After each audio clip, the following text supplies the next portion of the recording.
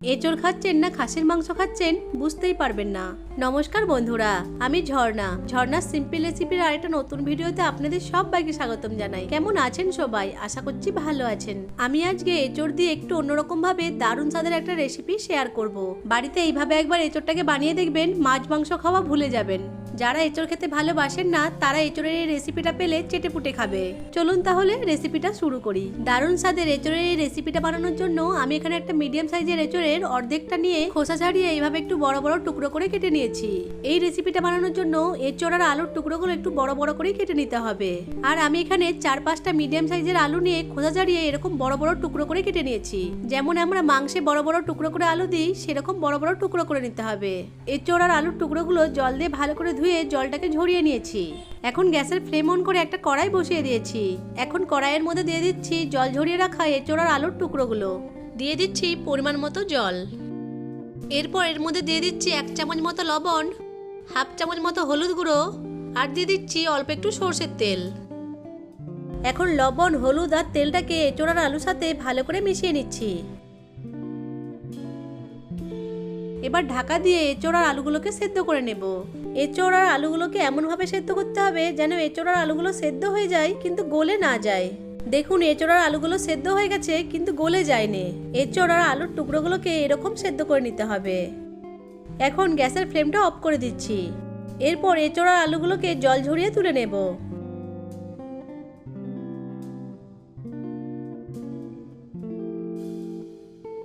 এঁচড় আর আলুর টুকরোগুলোকে জল ঝরিয়ে তুলে নিয়েছি। এই জলটাকে কিন্তু ফেলে দেব না, পরে ব্যবহার করব। এঁচড় আর আলুর টুকরোগুলোকে জল ঝরিয়ে একটা প্লেটে তুলে নিয়েছি। দেখুন এঁচড়ের টুকরোগুলো সেদ্ধ হয়ে গেছে কিন্তু একটা এঁচড়ের টুকরো গলে যায়নি।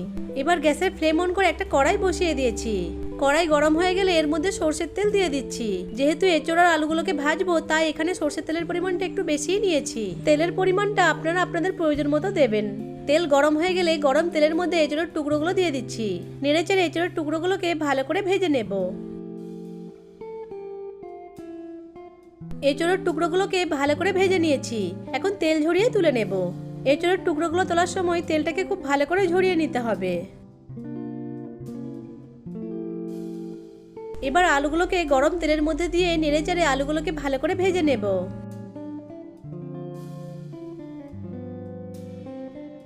আলুগুলোকে ভালো করে ভেজে নিয়েছি। এখন তেল ঝরিয়ে তুলে নিচ্ছি।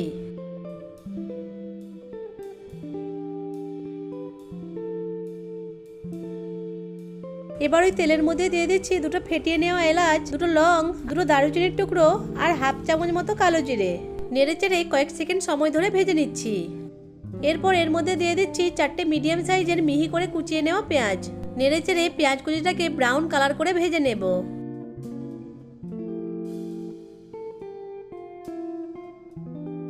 পেঁয়াজ কুচিগুলোকে ব্রাউন কালার করে ভেজে নিয়েছি। এখন এর মধ্যে দিয়ে দিচ্ছি 3 চামচ মতো আদা, রসুন আর কাঁচা লঙ্কা বাটা। আমি এই রান্নাটা কাঁচা লঙ্কাতেই করছি, আপনারা চাইলে গুঁড়ো লঙ্কাও দিতে পারেন। নেড়েচেড়ে আদা, রসুন আর কাঁচা লঙ্কা বাটাটাকে ভালো করে ভেজে নেব যতক্ষণ না আদা রসুনের কাঁচা গন্ধটা চলে যায়। আদা, রসুন আর কাঁচা লঙ্কার পেস্টটাকে ভালো করে ভেজে নিয়েছি। এখন গ্যাসের ফ্লেমটা লোতে রেখে এর মধ্যে দিয়ে দিচ্ছি 1 চামচ জিরে গুঁড়ো, 1 চামচ ধনে গুঁড়ো, 1 চামচ হলুদ গুঁড়ো, 1/2 চামচ ভাজা মশলার গুঁড়ো, দিয়ে দিচ্ছি 1 চামচ মতো কাশ্মীরি লাল লঙ্কার গুঁড়ো আর দিয়ে দিচ্ছি অল্প একটু মশলার বাটি ধোয়া জল। এবার গ্যাসের ফ্লেমটা হাইতে রেখে নেড়েচেড়ে সবকিছুকে ভালো করে মিশিয়ে নিয়ে মশলাটাকে খুব ভালো করে কষিয়ে নেব। মশলা যত ভালো করে কষাবেন তরকারির টেস্ট ততই বাড়বে। অনবরত নেড়েচেড়ে মশলাটাকে খুব ভালো করে কষিয়ে নিচ্ছি।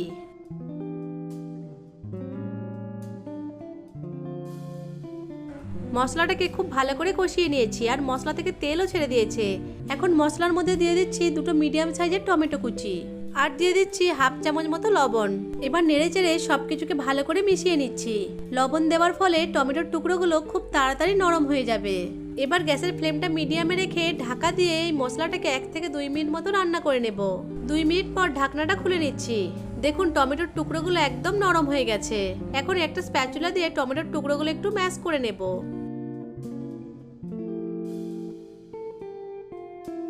টমেটোর টুকরোগুলোকে ভালো করে ম্যাশ করে নিয়েছি আর মশলাটাও খুব ভালো করে কষিয়ে নিয়েছি। এখন মশলার মধ্যে দিয়ে দিচ্ছি ভেজে রাখা এঁচড় আর আলুর টুকরোগুলো। নেড়েচেড়ে মশলার সাথে এঁচড় আর আলুর টুকরোগুলোকে ভালো করে মিশিয়ে নেব। ওই ভাজা মশলাটা আমি 1 চামচ গোটা জিরে, 1 চামচ গোটা ধনে, 1 চামচ গোটা সর্ষে, 1 চামচ পোস্ত, 2 দারুচিনির টুকরো, 2 এলাচ, 2 লঙ্কে কাঠখোলায় ভেজে নিয়ে গুঁড়ো করে নিয়েছি। মশলার সাথে এঁচোড়ার আলুর টুকরোগুলোকে ভালো করে মিশিয়ে নিয়েছি। এখন গ্যাসের ফ্লেমটা একদম লোতে রেখে এটিকে ঢাকা দিয়ে 2 থেকে 3 মিনিট মতো রান্না করে নেব। এইভাবে রান্না করে নিলে এঁচোড়ার আলুর মধ্যে মশলাটা খুব ভালোভাবে ঢুকে যাবে। 3 মিনিট পর ঢাকনা খুলে আবার একবার নেড়ে চেড়ে ভালো করে মিশিয়ে নিচ্ছি। দেখুন, এটা দেখতে একদম কষা মাংসের মতো লাগছে। এঁচোড় আর আলুগুলোকে মশলার সাথে খুব ভালো করে কষিয়ে নিয়েছি। আগে এঁচোড় আর আলু সেদ্ধ করা যে জলটা রেখে দিয়েছিলাম সেটা এখন এর মধ্যে দিয়ে দিচ্ছি। নেড়ে চেড়ে ভালো করে মিশিয়ে নিচ্ছি।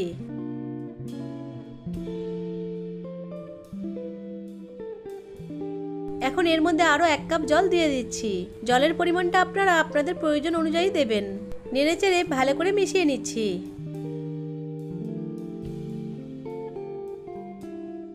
এখন এর মধ্যে দিয়ে দিচ্ছি 2 কাঁচা পাকা লঙ্কা আর দিয়ে দিচ্ছি 1/4 চামচ মতো চিনি। এখানে আপনারা লবণটাকে চেক করে দিয়ে দেবেন। আমি যেহেতু সেদ্ধ করার সময়ও লবণ দিয়েছিলাম, আবার মশলা কষানোর সময়ও লবণ দিয়েছিলাম, তাই এখানে আর লবণ লাগবে না। এবার এটিকে ঢাকা দিয়ে 3 থেকে 4 মিনিট মতো ফুটিয়ে নেব। যেহেতু এঁচোড় আর আলুগুলো সেদ্ধ হয়ে আছে তাই বেশিক্ষণ রান্না করার দরকার নেই। 4 মিনিট পরে ঢাকনাটা খুলে নিয়ে এর মধ্যে দিয়ে দিচ্ছি 1/2 চামচ মতো গরম মশলা গুঁড়ো আর দিয়ে দিচ্ছি 1 চামচ মতো ঘি। নেড়ে চেড়ে গরম মশলা গুঁড়ো আর ঘিটাকে ভালো করে মিশিয়ে নিচ্ছি।